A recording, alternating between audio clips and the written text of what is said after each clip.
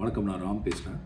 தமிழ் சினிமாவினுடைய பழக்கப்பட்ட கதைகளிலிருந்து, வழக்கமான கதைகளிலிருந்து மாறுபட்டு எப்பொழுதுமே வேறொரு கதையை இருக்கக்கூடிய துணிச்சலும், நமக்கு பழக்கப்படாத கதை மாந்தர்களை அறிமுகப்படுத்தக்கூடிய துணிச்சலும் உள்ள ஒரு இயக்குனர் ராஜ்முருகன். அவருடைய இன்னொரு துணிச்சலான படைப்பு தான் மயிலாட். இப்போ தியேட்டரில், உங்கள் பக்கத்தில் இருக்கக்கூடிய தியேட்டரில் அந்த படம் ஓடிட்டுருக்கு. மயிலாட் அதிகாரத்தினுடைய உச்சத்தில் இருப்பவர்களுக்கும் அதிகாரத்தின் உச்சத்திலிருந்து விலகி விளிம்பு நிலையில் அதல பாதாளத்தில் இருக்கக்கூடிய மனிதனுக்கும் இடையிலான ஒரு உறவை பற்றி பேசக்கூடிய படமாக இருக்குது.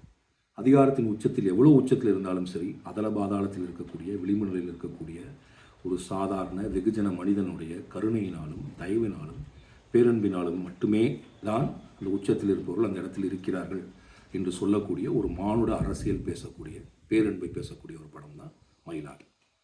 அயோத்திக்கு பிறகு சசிகுமார் சார் தேர்ந்தெடுக்கக்கூடிய கதைகளில் நிறைய மாற்றங்கள் நிகழ்ந்திருக்கு.